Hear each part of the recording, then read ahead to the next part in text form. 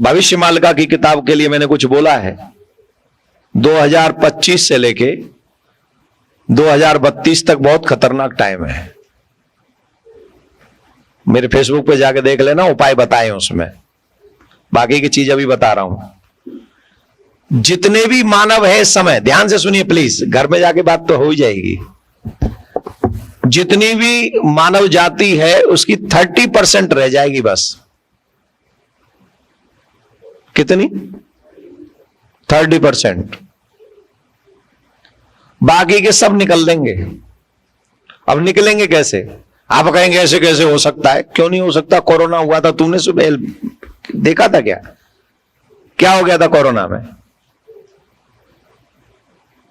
और ये बात सिर्फ भविष्य मालिका में नहीं लिखी हुई, अन्य और भी भविष्य वक्ताओं ने कहा है कि 2025 से लेके, एक जापान के भी हुए हैं, उन्होंने भी बोला है बहुत अच्छा, यही कहा है कि भैया 25 से लेके 32 तक बहुत खतरनाक समय है। 25 से 32 तक प्रत्येक मनुष्य को अपने आप को और अपने बच्चों को बचाने का प्रयास करना चाहिए। सनातनियों के पास ही ऑप्शन है और किसी के पास ऑप्शन ही नहीं है। मैं आपको एक सुंदर कहानी सुनाता हूं, आप सबने नाम सुना होगा। श्री हनुमान प्रसाद जी पोद्दार, गीता प्रेस गोरखपुर के प्रथम संपादक। वो अच्छे खासे व्यापारी थे और पर भगवान के परम भक्त थे।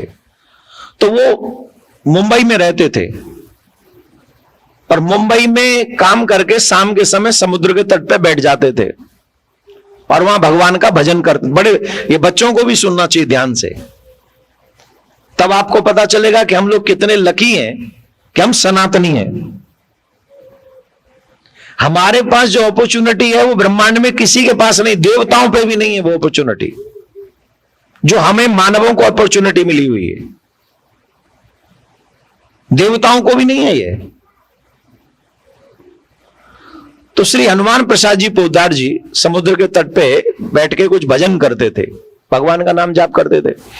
करते करते कुछ दिन बाद उन्हें अनुभव हुआ कि उनकी बगल में कोई बैठा रहता है। पहले तो सिर्फ अनुभव होता था, कुछ बैठा, कोई दिखता नहीं था। फिर धीरे धीरे कोई दिखने लगा और कुछ बोलता नहीं था। अब एक दिन श्री भाई श्री ने पूछा, साहस किया, भाई तुम कौन हो? तुम क्यों मेरे पास में आके बैठ जाते हो? तुम्हें क्या चाहिए? कुछ कहना चाहते हो? कुछ बात करना चाहते हो? तो वो अचानक से बोला कि मैं प्रेत हूं। कौन हूं? मैं प्रेत हूं। बोले प्रेत हो तो यहां क्यों आते हो? बोले वैसे तो हम प्रेतों को बोलने का साहस नहीं होता, हम बोल नहीं सकते, परंतु आप जैसे दिव्य आत्मा ने इस बात को हमसे पूछ लिया तो शायद इसलिए हमें बोलने का बल प्राप्त हो गया। तो भाई श्री ने पूछा कि व्हाट इज योर प्रॉब्लम, यहां आते क्यों हो? तो उन्होंने कहा कि प्रॉब्लम तो बहुत बड़ी है, इस ब्रह्मांड में जितना कष्ट हम प्रेत भूत पिशाच इनको मिलता है शायद ही किसी को मिलता हो। हमसे ज्यादा दुख तो कोई सहन कर ही नहीं सकता, कोई नहीं कर सकता, हम ही सबसे ज्यादा दुखी हैं। परंतु आपका दर्शन करता हूं, जब मैं आपको देखता हूं तो मेरे मन को बड़ा कष्ट जो है वो कम होता है, शांति सी मिलती है, और आप ऐसे हैं जो मेरा कल्याण कर सकते हैं। ध्यान से सुनिए, ये पॉइंट बहुत महत्वपूर्ण है। बोले क्या कर सकते? बोले आप मेरी मुक्ति करवा सकते हैं। तेरी मुक्ति में कैसे करवा सकता हूं? बोले आप मेरे नाम से गया में पिंडदान करवा दीजिए। कौन हो तुम? बोले मैं आपके धर्म का नहीं हूं। अब मैं किसी का नाम नहीं ले रहा हूं। उन्होंने कहा मैं आपके धर्म का नहीं हूं और हमारे यहां व्यवस्था है नहीं। ध्यान से सुनिएगा, मैं आपके धर्म का हूं नहीं और हमारे यहां ये व्यवस्था है नहीं। और जितनी भी पृथ्वी पे इस समय मनुष्य जाति है उसके 3 गुना ज्यादा भूत प्रेत पिशाच है।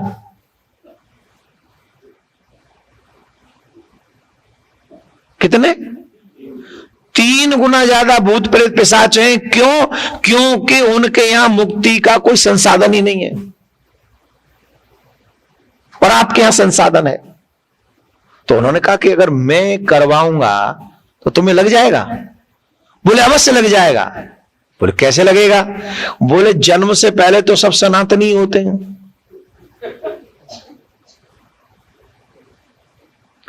जिस भी पंथ का स्वीकार हम करते हैं वो आफ्टर वर्थ होता है।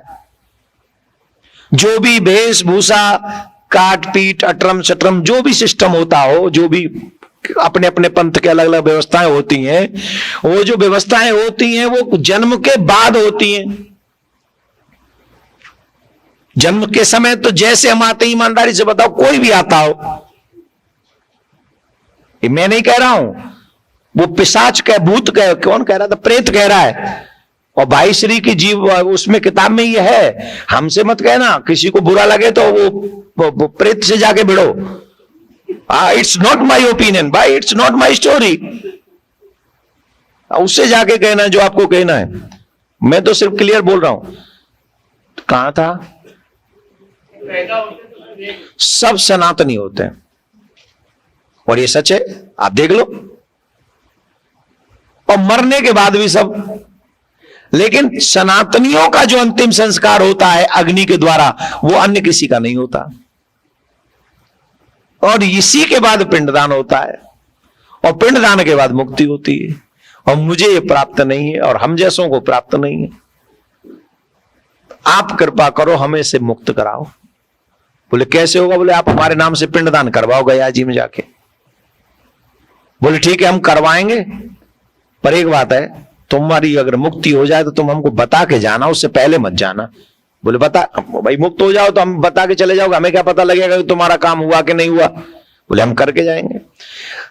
भाई श्री ने अपने खर्चे पर एक व्यक्ति को गया भेजा, उसके नाम से पिंडदान करवाया, और जब पिंडदान हो गया, पंडित जी वहां से वापस आ गए, और तब वो पिशाच कहता है, भूत प्रेत कहता है कि मेरी मुक्ति हो गई, मैं आपको सत सत नमन करता हूं, अब मैं भगवान के धाम जा रहा हूं।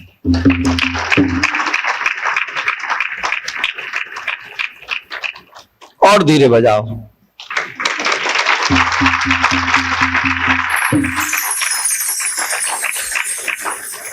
कथा से पहले भोजन होने का यही फल होता है। जब पहले कथा हो जाए और बाद में भोजन हो, वो अलग बात है। और जो पहले ही भोजन हो जाए तो फिर तो हाँ भैया यूं ही चलते, आराम से यूं ही चल लो, हौले हौले। तो आप सोचिए कि हम कितने लकी हैं कि हम बाय बर्थ सनातनी हैं। लेकिन उसी सनातन की रक्षा करने की ड्यूटी हम सब की है। आज अगर आप कथा सुनने आए हो, अगर इसके बदले हमें कोई दक्षिणा देना चाहते हो, तो एक दक्षिणा ईमानदारी से दे के जाओ कि हम अपने घर में सनातन को मरने नहीं देंगे।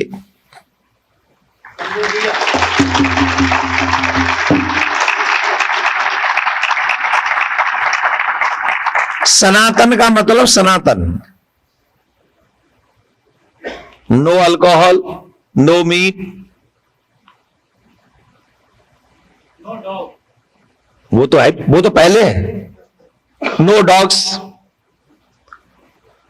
माथे पे तिलक, सर पे शिखा, हाथ में कलावा, यज्ञोपवीत, और अपने बच्चों को रामायण गीता का ज्ञान, जिससे हमारे बच्चे गलत रास्ते पे जाने से बच जाएं।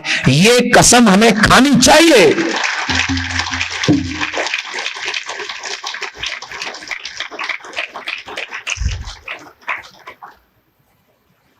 अगर हमारे बच्चे नहीं बचे ना, तो कितनी भी बड़ी बिल्डिंगें बना के चले जाओ, कोई फर्क नहीं पड़ता। और आज जो मौन बैठे, कल रोना पड़ेगा तुम्हें खून के आंसू।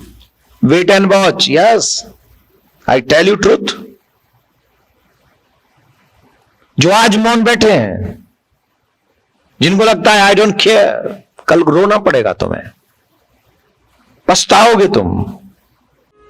हर घर में गूंजे सनातन की आवाज।